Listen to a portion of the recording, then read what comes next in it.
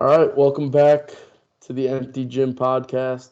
Taking a little hiatus for a while, but we're back. I feel like we say this every time. It's tough getting three people's schedules lined up, so hasn't really worked out for us in the past couple weeks to get something going. But now we got something today. If you've never listened before, I'm Jack Hobson, joined by Adam Pollard.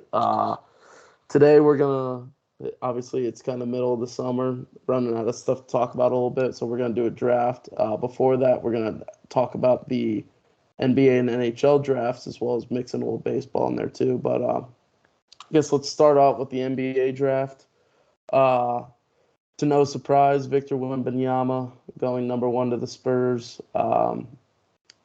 It was something that we knew since the lottery pretty much who he was going to go to. It was pretty obvious. 1-1. Some fun stuff after that though, like the Hornets taking Brandon Miller over Scoot Henderson was something that a lot of people were going back and forth on for a while.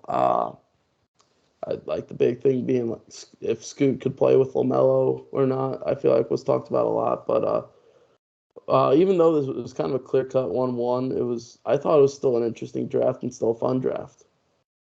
Yeah, you put aside the whole Victor Wembanyama was going to be number one overall. It was a different draft though. I felt like because it had a lot of guys who were overseas or especially the G League. There was a lot of guys coming from that G League that felt like uh, more than the previous years. Um, but yeah, not a lot of. It just felt like there wasn't a lot of college basketball guys in it. But I guess that's kind of just the times changing. And but yeah, it's interesting to see all these new guys coming because it feels like not necessarily you haven't heard of them, but like you're so used to watching these guys come out of college and then you kind of have them in the back of your mind, like I know who this guy is, who he played for, who he played with. So it's different, but I like it though. Yeah, it's definitely different, especially for I feel like guys like you and me. Like we're both really big college basketball guys. So when you got all these guys from like G League Ignite and Overtime Elite and like the international guys, I feel like that trend's been going on for a while, and that's something that I've gotten more used to. But this definitely, because what is it? Is this G League Ignite's like third year or something like that? Yeah, it's like second or third year.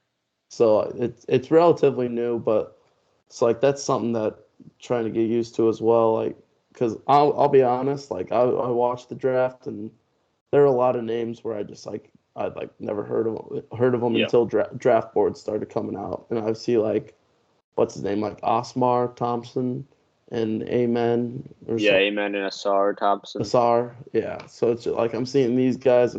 Like I knew about Scoot Henderson from his recruitment. Uh, and trying to see like because I know college was an option for him at first, and then he ended up deciding to go G League. I feel like some of these guys, it's kind of clear cut from the beginning of the process that they're going into the G League, Ignite, or into Overtime Elite. Like that a lot earlier. I feel like Scoot.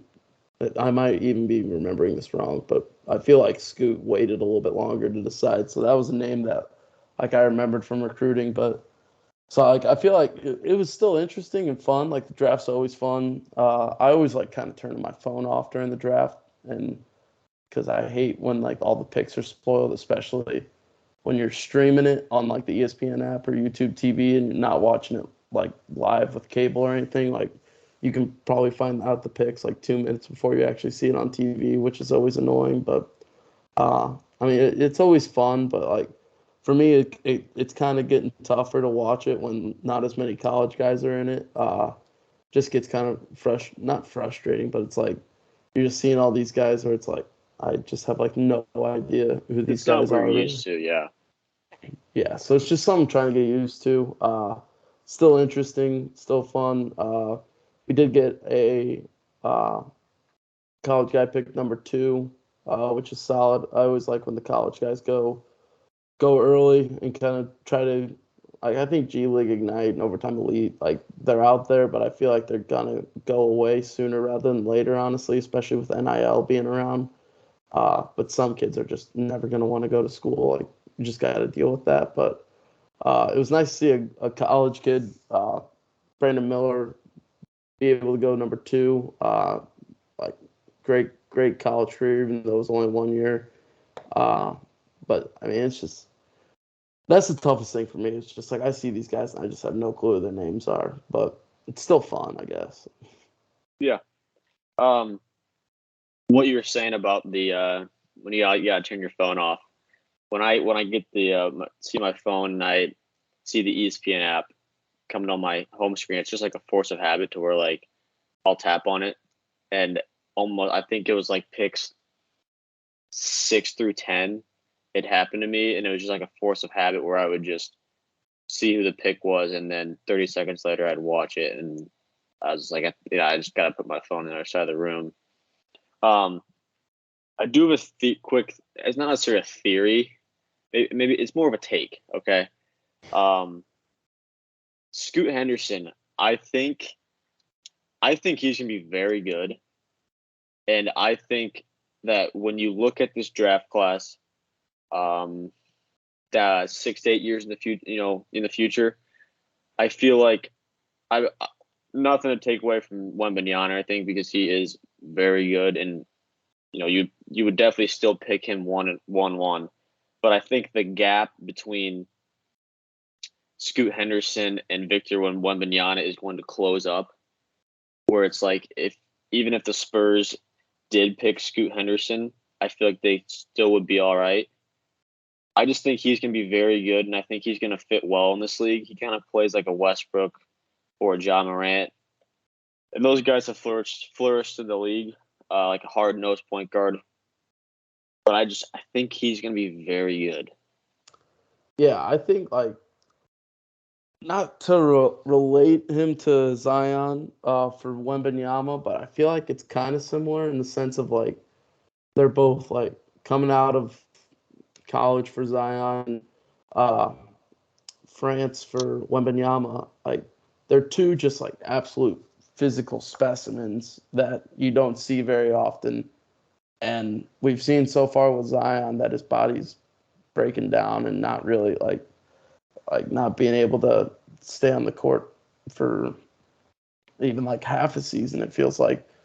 And I just think like that's something that people aren't really talking enough about with Wembanyama. Like I know we always talk about like it's like going to the NBA is different and stuff, but like it is because it's the best players in the world and they're the strongest, fastest, every like you name it, they're that. But it's like, dude, this guy's like 7'4" and like 240 or 250 something. I feel like he's probably more than that, but it's like he's like a skinny dude, like a kind of a frail dude. And it's like I'm kind of like I think that Scoot's gonna end up being the best person in this draft class because I think if the Hornets didn't have number 2, I think whoever else was number 2 they would have taken Scoot. I just think like having him and LaMelo in the backcourt would not have really worked together. Both kind of ball dominant point guards that like can make things happen on their own. Like you don't need 2 of those guys in one backcourt. I feel like that's just gonna not be a good fit. But I think anyone else at 2 they would have taken Scoot, and I think I not to knock on Brandon Miller either. Like he's a really good player, and I think he'll have a pretty good career. But I have questions about Wembanyama, like if he's going to be able to maintain like all his abilities and stuff when he's going up against guys who are much stronger than him as of right now. I mean, we'll see. Like probably say the same thing about Giannis. He's not quite as tall. He's only 6'11" or 7 foot, and he was able to get a lot stronger when he came into the NBA with a body like very kind of skinny and fragile, but very explosive. So we'll see. Like it can happen both ways, but that's something that I'm kind of interested to see how that goes on because I think Scoot uh, can easily be the best player in this draft class, and I think, like you said, that gap is a lot closer than a lot of people think. I I do I agree with what you're saying. I still with Wembanyama, I do think you pick him 1-on-1, Yeah, regardless. yeah. I'm not saying don't Yeah, pick I one. agree. Yeah. I like I said, I think the gap between Scoot and him will shorten as their careers progress. One thing about Wembanyama too is I feel like the media, when he first emerged as this guy, he's going to be coming to the NBA draft, and it was just like, wow, look at this guy. All good things to say about him, and there still are, rightfully so. I feel like they're already putting the narrative out that he's going to be a bust just because of how skinny he is and how maybe he doesn't necessarily fit in the NBA. But I just feel like it's just unfair to Wembanyama in a way, because first of all, he's not shown any reason why he will be a bust, or there's not really been any injuries or like concerns. There's no like physical concerns that have came out with like his physicals or anything like that. But I just feel like the media now is just pushing this narrative about him that he is going to be a bust in a way, or like he has a very high chance of being a bust. And I just feel like it's very unfair because he hasn't even like practiced with the Spurs yet. Yeah. Like he hasn't even touched the floor. Yeah, and I feel like I kind of want to relate this to Michael Block almost in a way. Like I know it's kind of far off, but it's like I feel like people are kind of, and like I'm not necessarily saying that he's going to be a bust. Like I just think like when you hear Woj say that he's the best prospect in any sport of all time, when it's like, dude, 20 years ago we had LeBron James, who is the reason that high school games are on TV now. Like before that, they were never on TV, and like I think he is the best prospect of all time. As much as I hate him, I think LeBron is the best prospect Yeah, for basketball I of all time. agree. I don't But like him either, but I agree. I just think like I think you get like a case where everyone is just like giving so much praise to Wembanyama and like saying he can't do anything wrong. And I feel like again, kind of relating this to Michael Block, like different sport, different story, like everything. But like you hear so many positive things about someone, and then like you kind of like it kind of gets tiring a little bit, and then you kind of want to like you're like, well, maybe he's not going to be that good. And, like that was the thing for me. It was like when I just remember that tweet when Woj was like, "This is the greatest prospect of any sport of all time." And it's like, dude, he's playing in the French league, and like he got like 8 points in like the French league finals. Like he scored like 8 points and had like 3 rebounds in one of the games. Like everyone's gonna have bad games, but it's like, all right, dude, like not to take anything away from Wembanyama, but like if you're the best prospect in the world, like of all time of any sport, like probably gonna play a little bit better than that in a finals game. But and like I said, not to take one game away, but it's like also like I feel like all that positivity and all that craziness kind of is also little bit of a harm to him, because now it's like some people think if he's not like if he doesn't end his career as a top 10 or 15 player of all time, then in their minds he's going to be a bust. And I feel like you can't raise the Yeah, kid that I high. think that's ridiculous. It's like that can't be his expectation. Like you can't bring a kid in and be like, all right, you're expected to be a top 15 to 20 player of all time, and if you're not, your career will be looked at as unsuccessful. And I think the floor that people are setting his like accomplishments at for his career is like 3 to 4 championships, Yeah, that's and like it's that. like That's the thing for the like that the just doesn't floor happen. being so high for him Yeah, is like that's where it's like you gotta like. There's been some amazing players in this league that like never even made it to the finals, much less won a championship.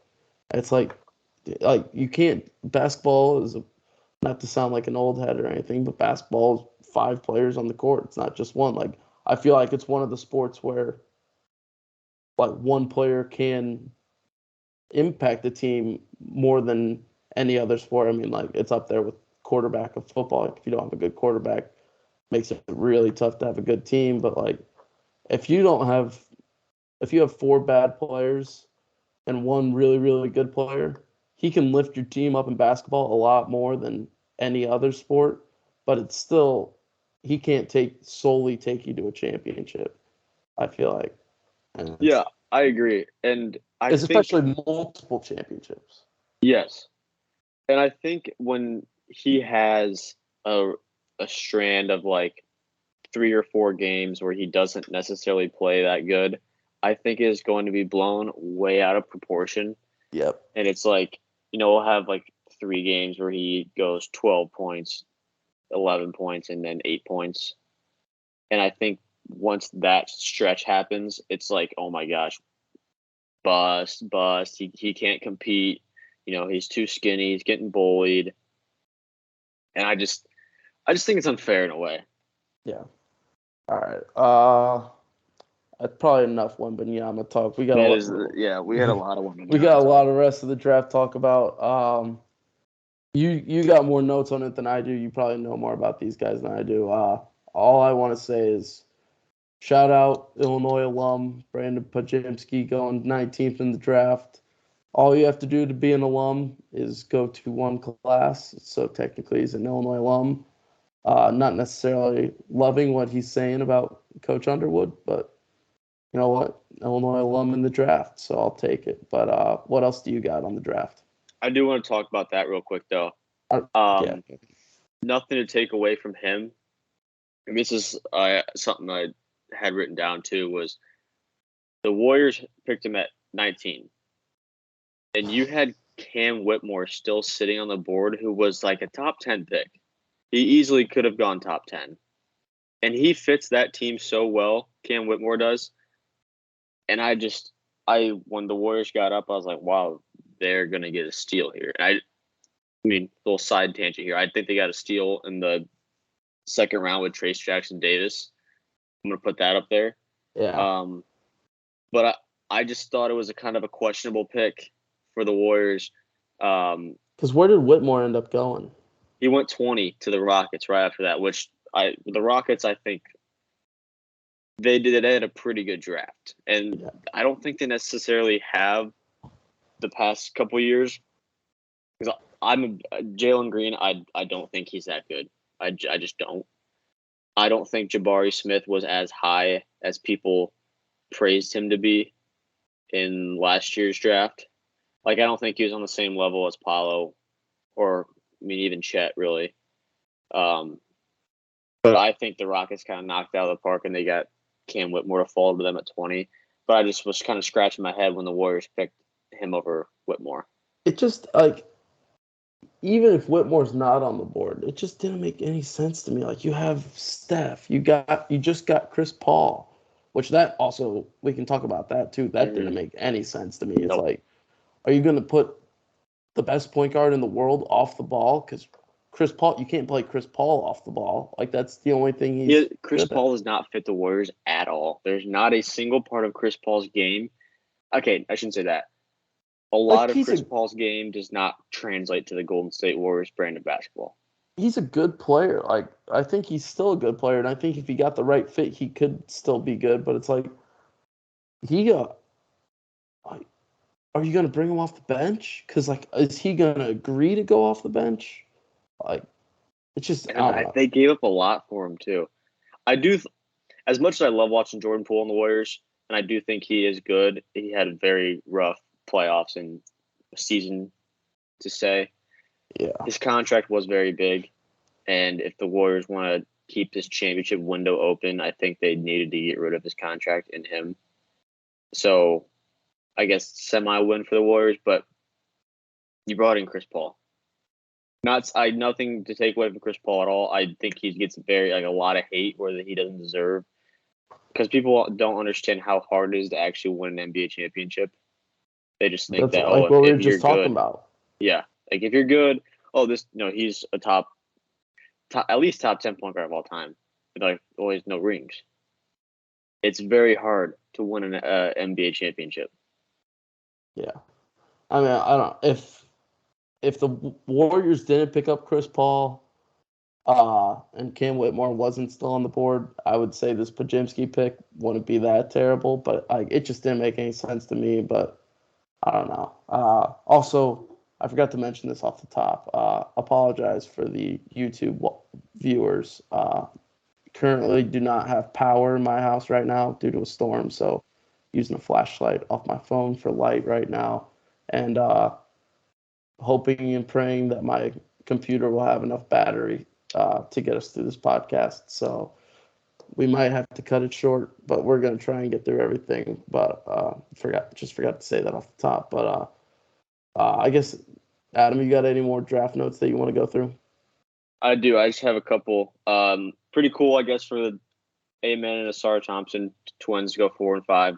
Yeah, that was Cool really story. Cool. Sports rock, pretty cool.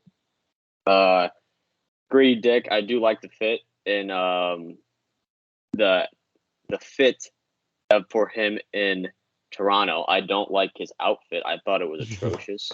It was ridiculous. It was pretty bad. It's just not him. But one thing I thought was so funny was Big Cat was saying, which shout out Barstool Big Cat. No, he's a big avid listener of our show. Probably listening right now. He said that he thinks that Grady Dick's suit was a major chess play, which is a very good chess move. Because he said when your last name is Dick, you have to divert the attention away from your last name being Dick with wearing something like that. Not the worst thing in the world. Very true. Very true to get that attention off the last name. One more thing, I guess, on the draft is I absolutely love Jaime Jaquez Jr. to the Miami Heat. I think that was probably my favorite pick in the draft. I honestly totally forgot about him in the draft. Like I just kind of forgot that he was there because usually you don't see those older guys go very high in the draft. Yeah. But I love that pick to Miami. I think he just exudes Heat culture. Dude, I feel like, not to say he's going to turn into an all-star or anything, but I feel like there's a solid chance you see the Heat next year late in the playoffs again, and he's playing a huge role, whether it's off the bench or maybe even sneaks his way into a starting spot if the fit's right. But I just feel like that was such a Heat pick, and like that, I loved it. I think that I feel like he just exudes Heat culture, and like it's kind of cheesy to say or stuff like that, but like it's real down there. Like every other team has tried to come up with this type of culture or vibe or whatever, but the Heat do it to a whole different level, and I feel like Jaime Jaquez is a perfect fit in that, and I think he's going to be really good and really underrated. One more underrated pick that I have, it's kind of similar to Jaime Jaquez, is Jordan Walsh from Arkansas going to Boston. Yeah. I love that pick too. I think he kind of, like, they're different positions, but I think he kind of fills Marcus Smart's role as being like that defensive stopper. He's a great wing defender. Like he can go toe to toe. I'm not saying that he's going to go out and shut down Paul George or Kawhi Leonard, something like that, but I think he can hold his own for a little bit. Yeah, I think that's honestly, because you had Marcus Smart guarding those guys, and now you got a guy he probably won't be just as good in the first year or two. I mean, Marcus Smart's like defensive player of the year level defender, but I think he's got the capabilities of eventually getting to that point after a couple of years of being in the league and stuff like that. With Walsh, I think this is an awesome pick for them. I think he kind of, like I said, fills into Marcus Smart's role as like that defensive cornerstone for them. So I love that pick. I'm glad you mentioned those. Those slipped my mind. But I remember on draft night thinking that those two were two of my favorite picks, and I think two awesome fits for each team. Yeah. Should we talk Celtics really quick? Because they do have some changes real quick. We can just run through this. I know you got you got battery life to worry about. I want to talk Celtics real quick. Okay. What do you got? I think, well, first of all, I think Malcolm Brogdon kind of screwed the Celtics over because with his physical where he couldn't go to the Clippers, I believe he was going to go to. So then, like, the Celtics kind of went into panic mode real quick, and they said, all right, well, I guess we'll have to give Marcus Smart somewhere. But I do think I think Porzingis is going to play well on that team. I do think they got good value for that because you got Porzingis in a first-round pick and then a second-round pick, and then all you had to give up. I mean, when you say all you had to give up was Marcus Smart, It's not that bad. But I Yeah. do think losing Marcus Smart it sucks because I loved watching him on the Celtics. I feel like he was just the motor of that Yeah. team for all the years that he was there. But I think this Porzingis fit is going to work out better than people are leading it on to be. Yeah, I think it is kind of sad to see like the Celtics, who have kind of looked to be attempting to create a dynasty similar to the Warriors. And this is like the first step of them not necessarily giving up, but changing the path, I guess, a little bit. Because you had Smart was drafted in what, like 13 or 14, something like that. Yeah, and he was Uh, drafted like late too. yeah. And then you had Brown in 17 or 16 and uh, Tatum in 17. And so you had like those core guys, and then you brought in Al Horford a year or two later, something like that. So you had like those core four of guys that like what made so many runs at trying to get a title and just couldn't do it. And it sucks to see like that start to come to an end. But because I always liked the Celtics, like I always really enjoyed those teams. Part of it being Brad Stevens being the coach and now GM or director of basketball operations or whatever, whatever it is now that his title is. But I like that. Just it sucks to see that come to an end. But you knew like something kind of had to change. I don't think they like you said. I don't think they wanted it to be Smart. They probably wanted it to be Brogdon and figure something out. But it'll be interesting to see. I mean, you can probably have something like Derek White, Jaylen Brown, Jason Tatum, Porzingis at a stretch four, and Horford, something like that. So we'll see what they do when what they end up doing. But I think, yeah, I think it sucks to see Marcus Smart go, but I think this trade could end up working out for them, even though, like you said, they kind of went into panic mode a little bit. Yeah, I think you're right. And then on the flip side, I guess I think Marcus Smart fits really well in Memphis. Oh yeah, I think that's Memphis needed that Yeah, and because they go ahead. I feel like Marcus Smart would fit well on just about any team, just because he's just one of those guys. But I also feel that he fits a lot better on Memphis than those other teams.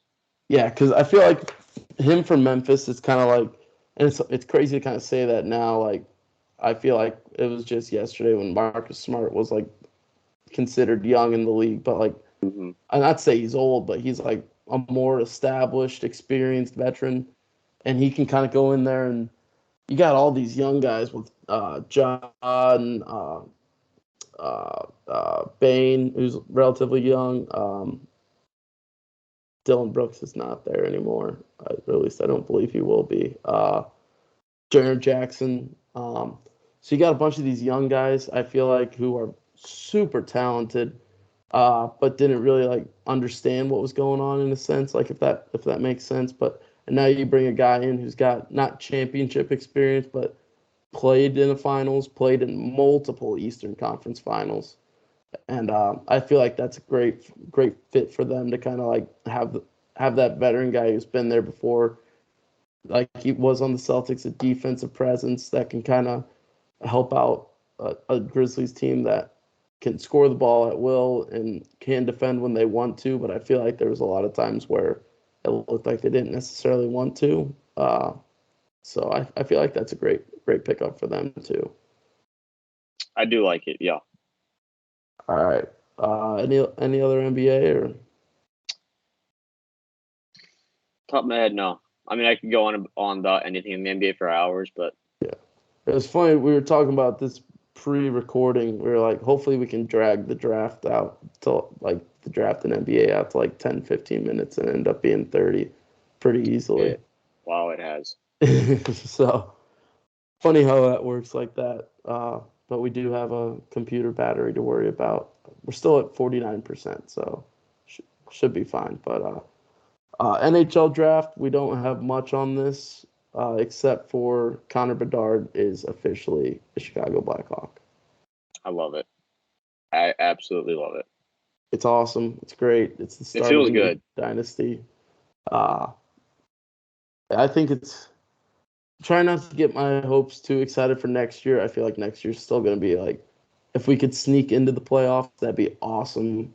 But there's a lot more to fix that Bedard can't necessarily do by himself, especially as an 18-year-old rookie. 17.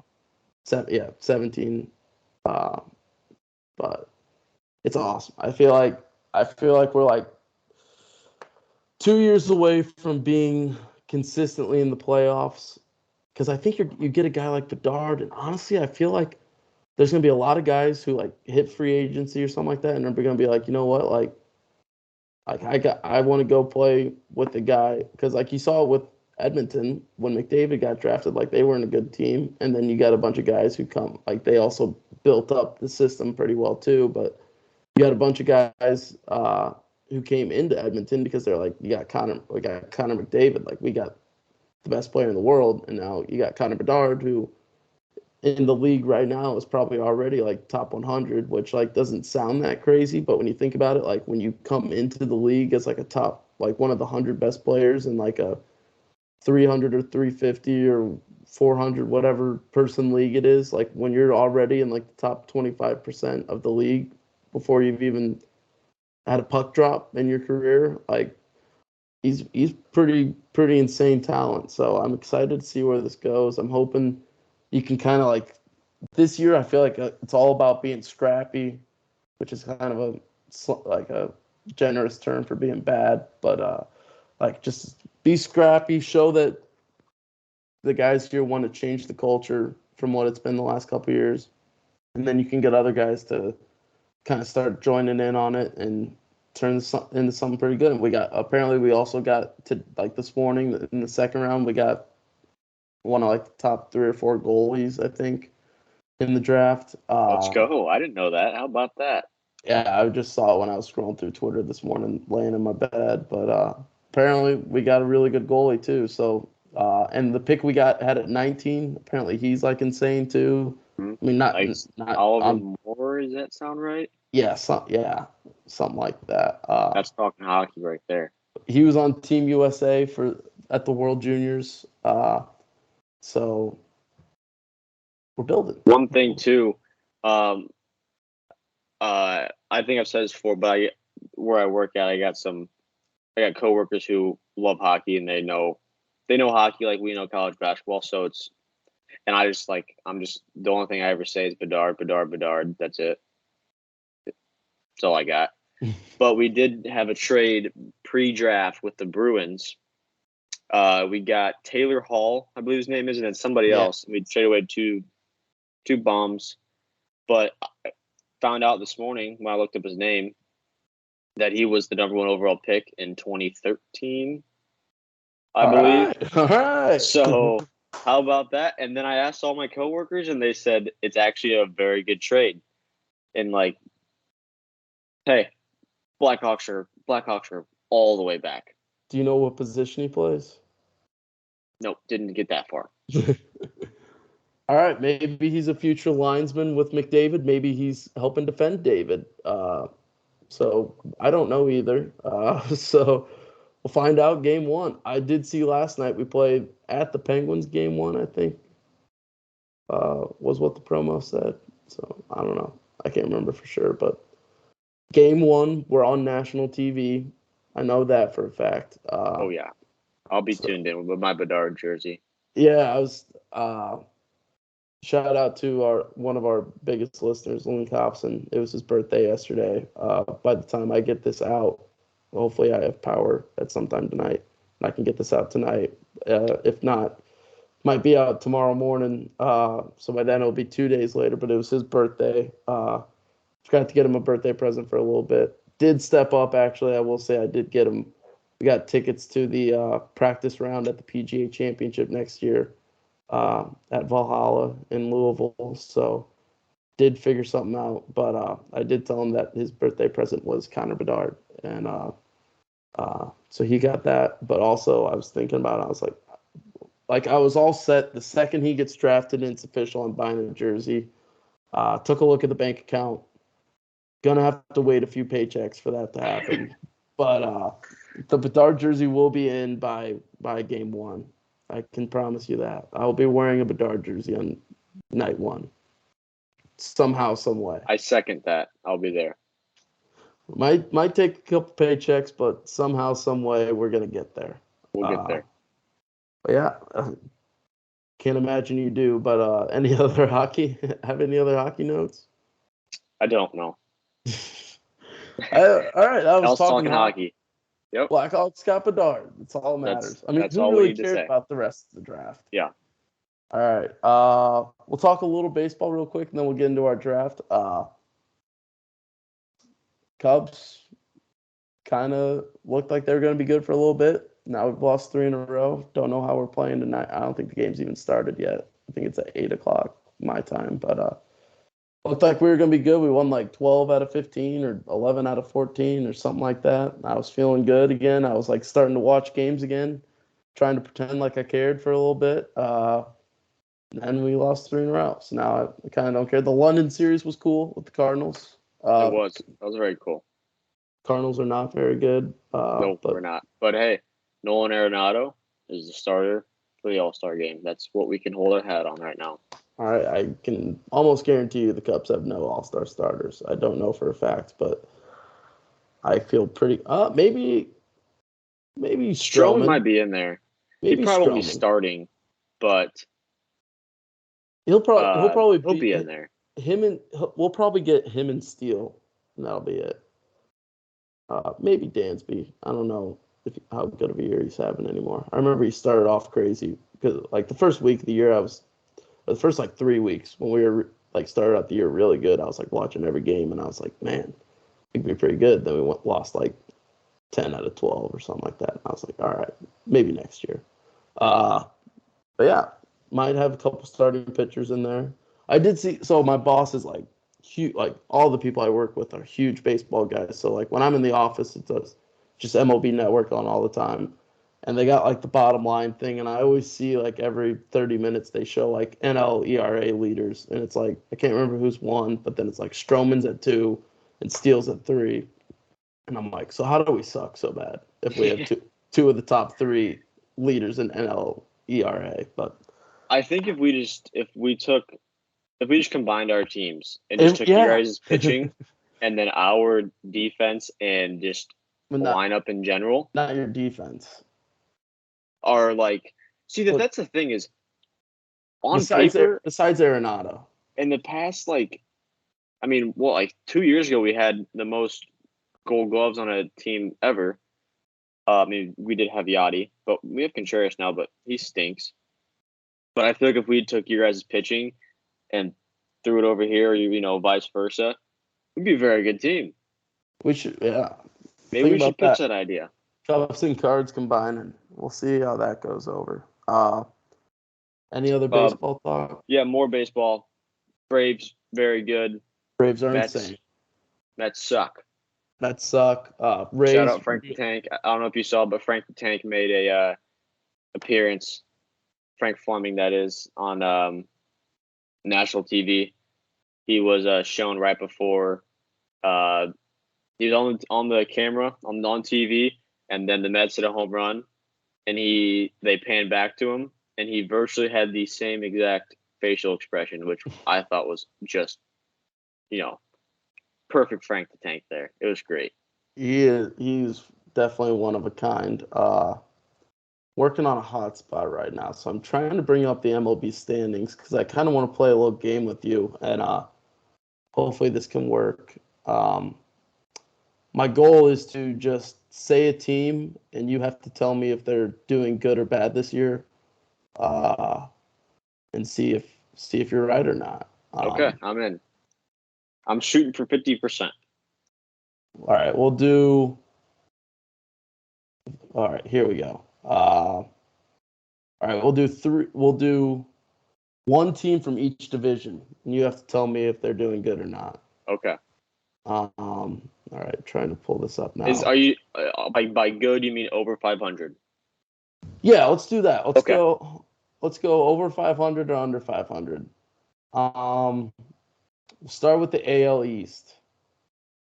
The Baltimore Orioles. Good. They're over 500. They're good.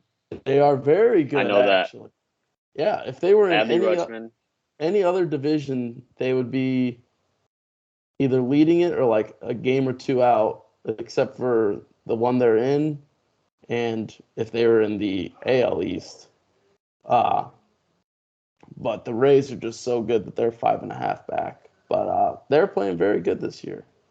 The AL Central, um, the Minnesota Twins.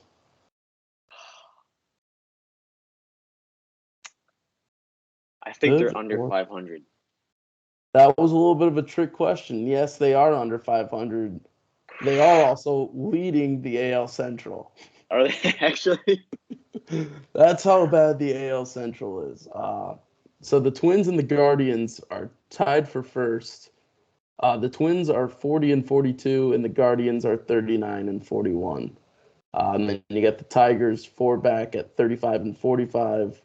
The White Sox 4.5 back at 36 and 47. And sorry, I'm gonna face that for a call. Oh, my dad.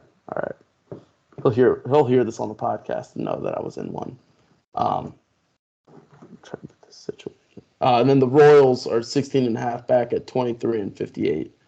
All right, let's go to the AL West. The Los Angeles Angels of Anaheim, above or below 500? Above. They are above. They're 5 games above. 3 for 3, man. You're doing pretty good so far. They're okay. Let's keep it going. 5 games above 500, 6 back of the Rangers. Rangers are leading the division. Wow. Rangers are good. Huh. All right, NL East.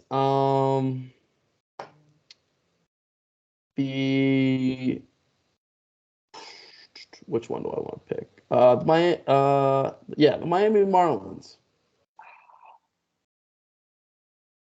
Strictly because they have a guy that's like hitting 400 right now, and I know they have a very good young pitcher. I'm gonna go over 500. Well over 500. They're 47 and 34. Let's go. They are having a good year. It's kind of the same thing with the Orioles. If they were in any other division, they'd be right in the thick of things. But they're 6.5 back because the Braves are just so good. But 47 and 34, they're doing pretty good. The NL Central, you should know this pretty well. We'll go with the Pirates, above or below. They're above, right? Not anymore. They've lost 6 of their last 10 at least. That's all I can see off the standings. But they were doing pretty good for a while and staying just above. But now they are 38 and 42. And now to the NL West. Let's go with the San Diego Padres.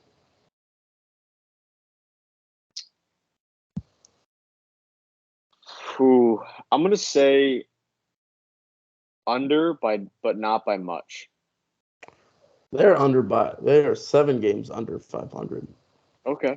They are not playing very good. Okay. Hey, back in the win column. What was that? 5 for 6 for you? Yeah. All right. Do you know baseball better than you think?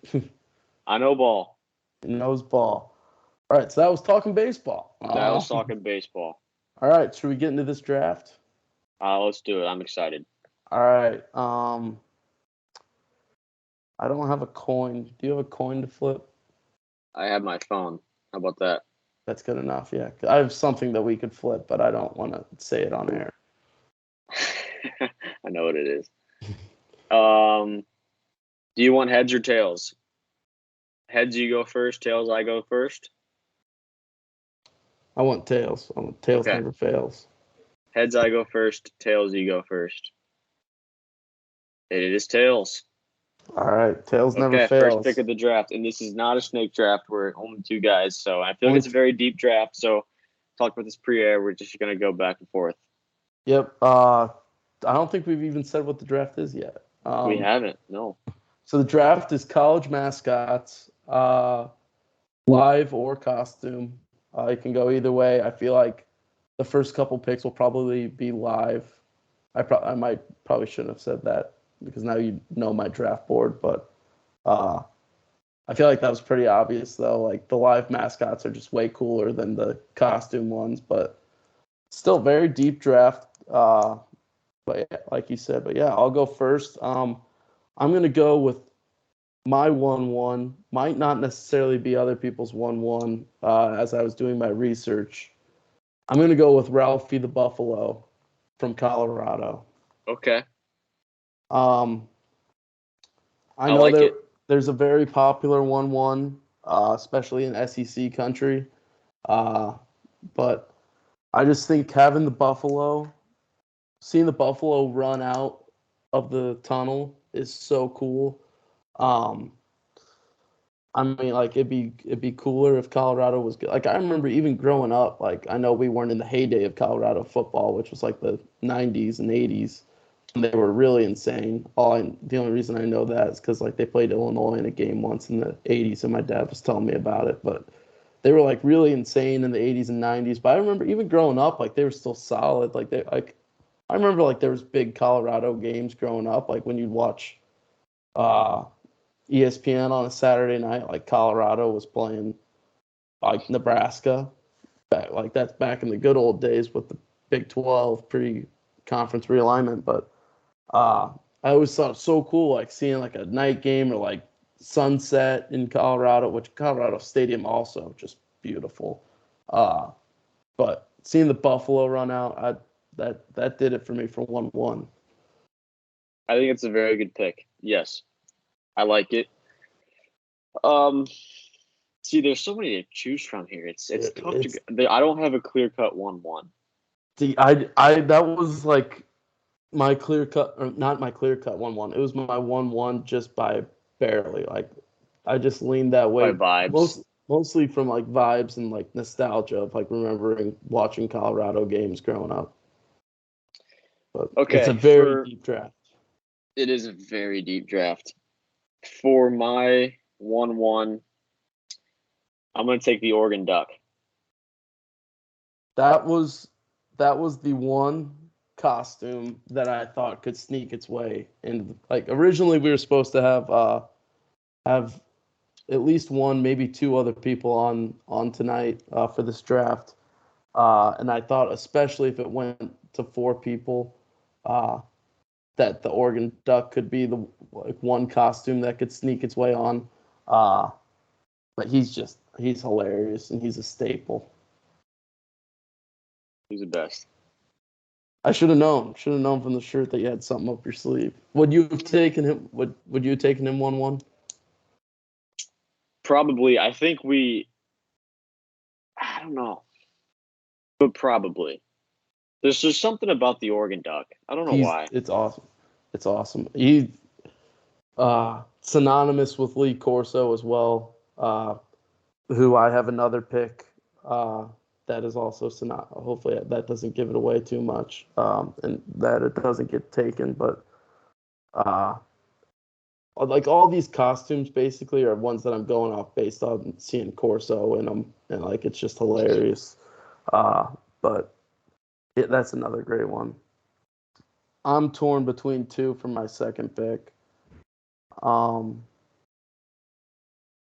I'm glad we went to 5 picks for this draft. I agree. We could go like 25 picks. We could, I made a pretty long board in case we had up to 4 people here. And now I'm kind of regretting that because I'm looking at this board and I'm like, there's so many that I want to take. I know. I'm in the same position. I'm gonna pray this other one gets back to me. I'm gonna go. Fuck. Yeah, I'm gonna go Bevo at 2. I had that, man. I'm going Bevo at 2. I think that the other one I was torn between. I think I can get it back. Bevo, I was not sure if I could get that one back. Uh, but Bevo, another staple.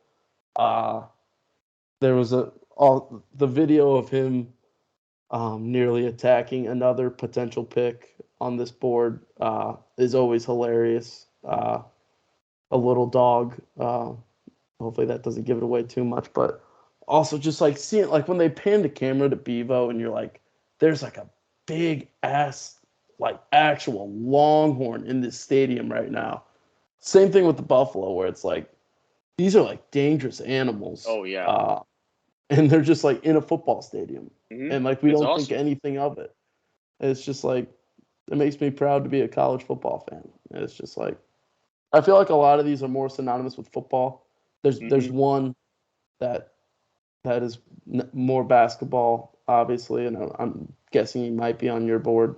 Uh, but I feel like a lot of these are very synonymous with football and Bevo especially.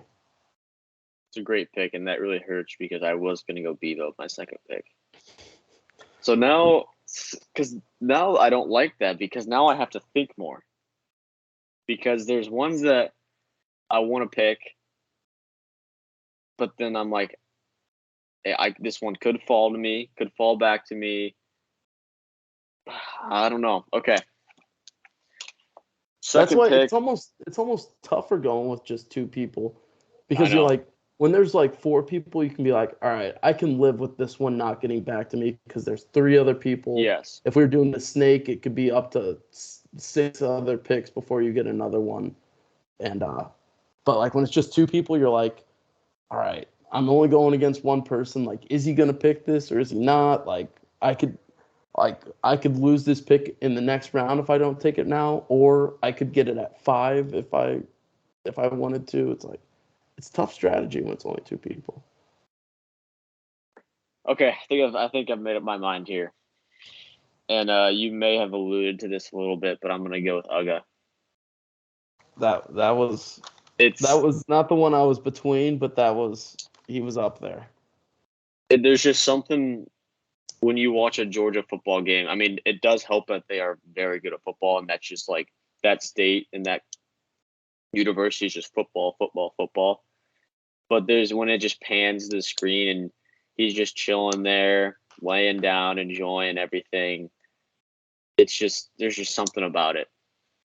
He's probably the cutest mascot. I think you're right. He's just like you said when you see him in the video that we talked. Now we can say both their names. The video with Bevo is just hilarious. It's Uh, awesome. when the dog's kind of like barking at him a little bit, and then Bevo just like tries to rail him over, but Yeah, thankfully the there's like cage's just six there. guys trying to hold back this cattle. But that dog is just so freaking cute. Like I swear, like it can be Sanford Stadium can be going ballistic in a game against like Tennessee or Alabama or whoever, and the dog's always just slumped there, like He's just minding his barely own keeping his business, eyes man. awake. Great pick, great pick. Thank you.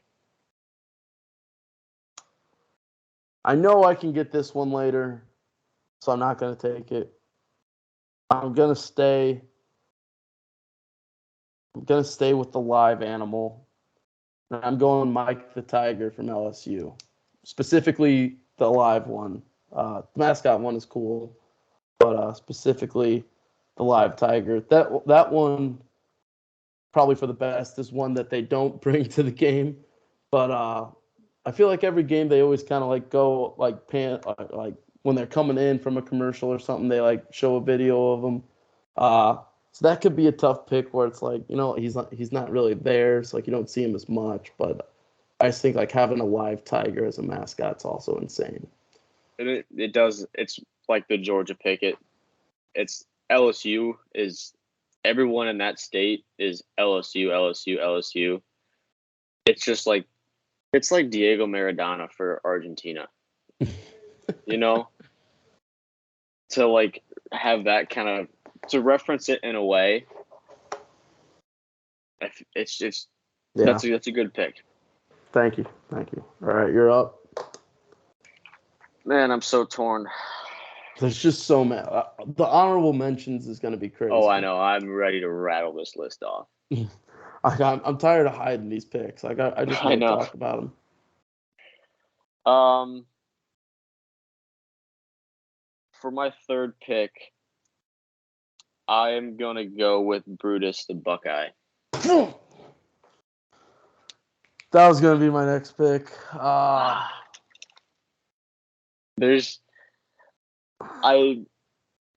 As a fan of an ACC conference for college basketball, I would say that Ohio State is probably my college football team because Duke's football team is on the rise, but football and Duke is it's just not it, really. It's not as what you want as your normal college football team. So I kind of find myself venturing towards Ohio State. Maybe I'm a bandwagon. I'll just put that out there. But I've been a bandwagon since before Ezekiel Elliott, so I guess I've kind of stuck with the bandwagon. But I'll admit I'm a bandwagon. But Brutus is just I feel like it's a staple in the mascot world. You have two, same thing with the Oregon Duck, which through hours of research, I could not figure out if he actually has a name or if it's just the Duck. I think it's just the Duck. I think it's just the Oregon Duck. I did look it up because I wanted to make sure that I said it right, and I think it's just the Oregon Duck. Okay, yeah, I kept looking for it, and I was like... He might have a name on campus that everyone calls him, but obviously we're not Oregon State student or Oregon students. So yeah. But yeah, that's just another Lee Corso. What do you call it? Just a staple of Lee Corso. It was the first one he ever put on. It's just whenever he goes to Ohio State, he puts the Brutus hat on, or when they're at Michigan or Penn State, and he puts the Brutus hat on in front of all the opposing fans. Either way, it's just so sick. And you see Herb Streets over there, always laughing and giggling and stuff. That's just a great pick for that. Just reminds me of Lee Corso, which also reminds me that it's really sad to see Lee Corso kind of loses punch a little bit, loses fastball, dwindle a little bit, yeah.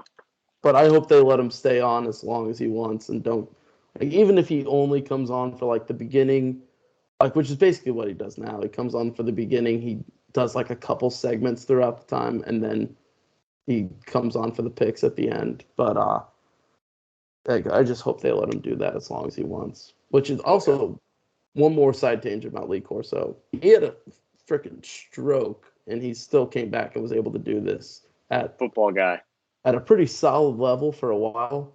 Obviously it's kind of been down since, but still to travel 15, I guess when you add in the playoff and stuff, 18, 20 weeks a year to all these places and do this. Shout out Lee Corso. Shout out. All right, so that was going to be my next pick. Now you gotta think. I do gotta think. It's back to Bevo, man. You took Bevo from me, and I had to think. I'm staying live, Mascot. This is kind of a... No, I'm not. I'm going ACC. Going Otto the Orange. A good favorite of mine to play NCAA 14 mascot mashup with. Just hilarious when you see him do I just remembered this a couple weeks ago. Me and my buddies were in our living room, and we plugged the PlayStation 3 in and we were playing, and we did a mascot mashup. I can't remember what teams we even had, but I forgot about this, but whenever you do a juke with the mascot, it does a flip too. Mm-hmm. And then once I did that, I remembered all the funny times that happened. Seeing Otto the Orange do that was just hilarious. And he's just just such a big, just a big orange. It's just I think that one, he's hilarious, and it's my first costume one, but I like it a lot. It was gonna be Brutus, but go with Otto. I like it. Yeah, it is funny watching Otto, and you have 11 Ottos on the field. When your offensive line is just Ottos. Your wideouts are all Ottos. That's a good pick. See, I know I'm like really torn still. Yeah, I want to make this thing like 10 picks. it easily could be. Okay. I think if I had power, I would go to 10 picks, but Yeah. we are at 27% now. Okay. I am gonna go here with I'm gonna take Sparty, Michigan State. Great one. Another staple Um, in the mascot world. I feel like in a 4-person draft, this wouldn't have fallen to me, but I just felt like got some good value with that one there. Yeah, Sparty's another one that like is a staple of the mascot world. He's always on all the time. Always doing the muscle thing and stuff like that. That's just another classic one. For my final pick, I got two. I'm thinking, do I want to go with my heart or do I want to go with what's going to look better on the graphic? That's what I'm thinking about. Here's graphics. I could have gone straight Homer. You know what? I'm going to go with my heart. I'm going to go Tusk from Arkansas. Uh, Another one that's not in the stadium, but they pan to him sometimes coming in and out of commercials. Rest in peace, Tusk 4.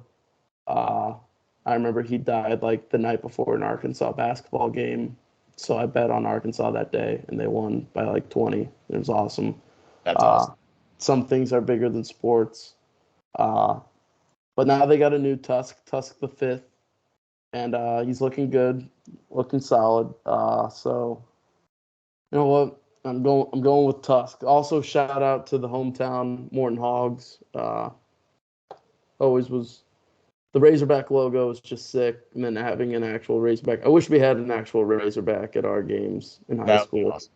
Don't think Razorbacks really live in Illinois. Don't think they live in Arkansas either, but it's probably more likely down there than in Illinois. Uh, but yeah, Tusk the Razorback from Arkansas. That's a good pick. It's a very good pick. So now I'm at the point where it's my last pick, and I have a lot that I still want to pick, which is not fun. The honorable mentions are going to go crazy.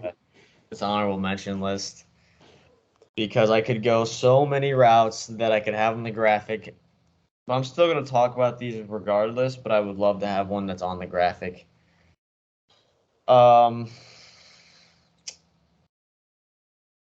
Okay. I'm going to go with my personal favorite of NCAA football mascot mashups, and I'm going to take the TCU Horned Frog. Wow. That was not on my board at all. I didn't think about that, but that's an awesome one. It's more of a vibes pick for me, and I just couldn't let it slide. That's one that I didn't think about, but wow, he's another hilarious one. Just funny looking, but great. I feel like all of these are just like so, like especially the costumes are just so funny to look at. The Horned Frog. Yeah, there's no bad pick in this draft. Yeah, there's no bad one, but the Horned Frog is a great pick. All right, should we get into honorable mentions? Yeah, rattle your list off, and I'll finish with mine. The rest of mine had to have.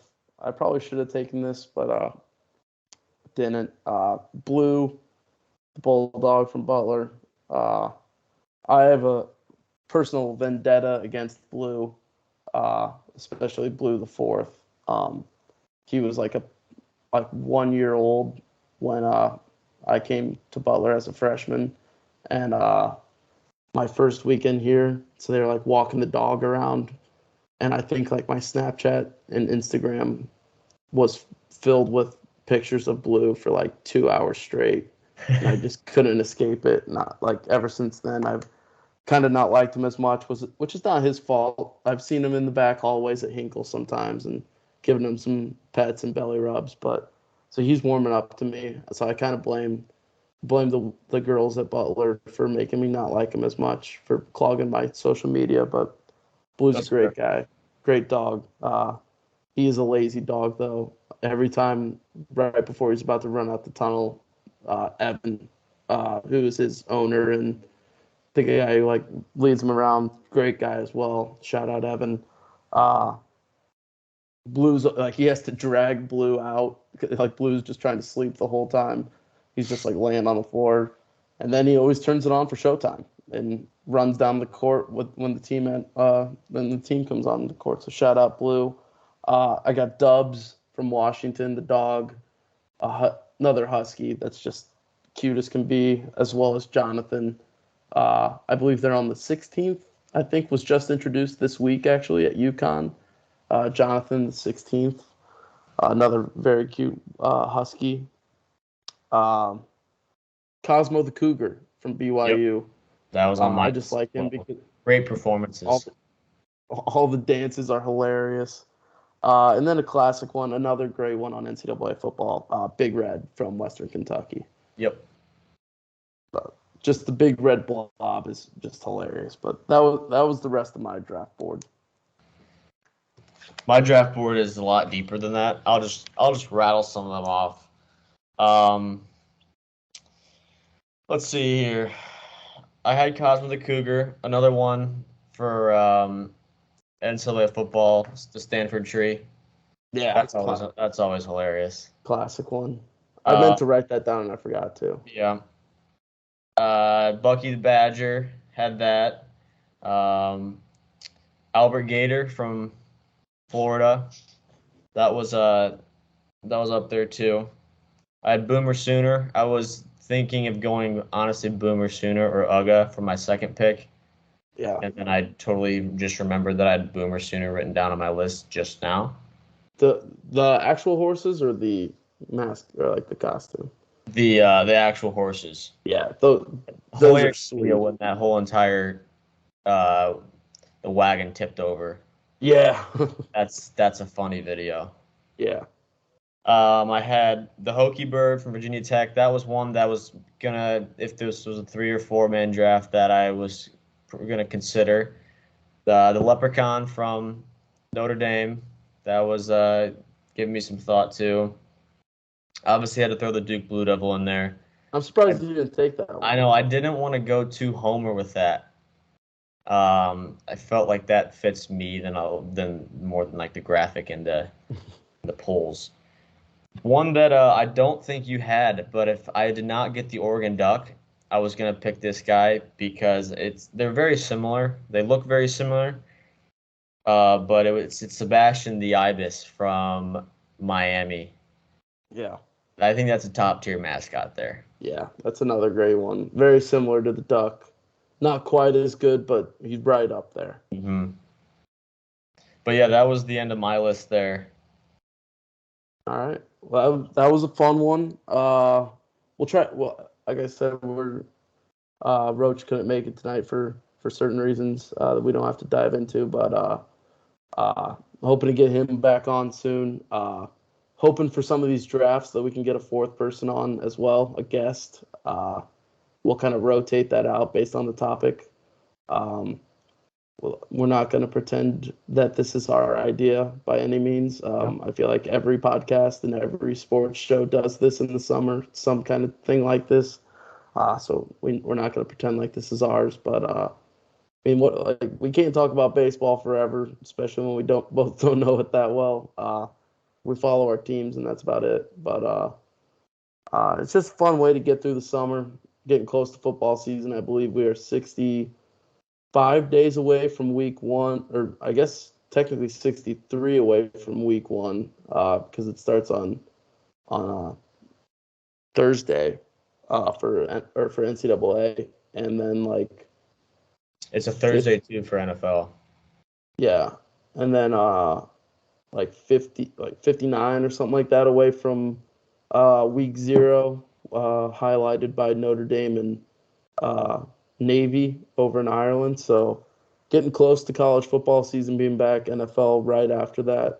So got a little bit of time, so we're gonna try and do one of these drafts every week. Just fun time filler as well. Time filler, but a very fun one that we both enjoy. I think both of us did a lot of research for this, uh, and it was a lot of fun. So, like I said, we're gonna try and do one of these every week and bring some people on as well to do them with us. So, just another wrinkle to it. Guess we can go finish out with some shout outs. I want to shout out the greatest athlete of all time, Joey Chestnut. We're about 5 days away from him taking the stage again. So excited about that. Best athlete in the world. No one, Um, there's not a single person that can do what he does. and dominate the way he does. He dominates his sport. Um, I think that's all I have for shout outs. You got any shout outs?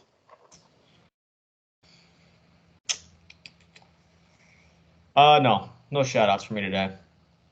I didn't come prepared for shout outs. Yeah, that's my bad. I should have. I kind of started that segment off the top of my head and didn't. Mostly just because I wanted to find a way to get Joey Chestnut mentioned in there. But yeah, we'll start doing shout outs too. We're just going to steal from every podcast. We'll steal this one from Titus and Tate. I'm sure that they won't mind too much. Have met Titus before. Told him I was a big fan. Told him that I had a podcast. He said, "Cool, man. Keep it up." I said, "Thanks." That's awesome. So he's moving back to Chicago too. And with Coach Mata here, hoping to see him at some more Butler games. So if he is listening today, Titus, hope to see you at Hinkle sometime this year. So that John Diebler, yeah, we'll get him on the pod. John Diebler always tells Titus to make fun of me, even though Titus doesn't know me. But Titus still does it. So I feel like we're friends now. We both have a mutual friend, Coach Mata. Also, I'll give a shout out to Coach Mata. I walked into practice for the first time last week this summer. Having a job makes it difficult to make it to practice during the summer workouts and stuff.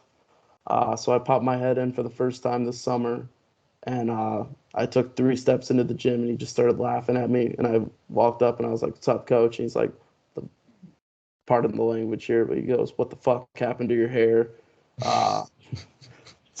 In the process of growing it out, just for fun. But so he made me second guess it. Might get a haircut now, but shout out Coach Mata. Shout out Coach Mata. Yeah, but don't think we're gonna get him on the pod. I don't think I can convince him. But he's our white whale. Yeah, he's our white whale. We're working on some other big guests that I'm grateful enough to have some connections to. So in the process of trying to get a good interview. We've never had an interview before, so we haven't. We're in the process of trying to get an interview going. But I think that's all I got. I think that's all my computer has as well. I'm down to about 12%. So hopefully this saves and we don't lose this before the computer dies. But yeah, I think that's all we got. We'll try to. Like I said, it's been a long time since we did one of these. Hopefully it's not as long again. We'll try to get one of these out next week. Shout out. One more shout out. Shout out America.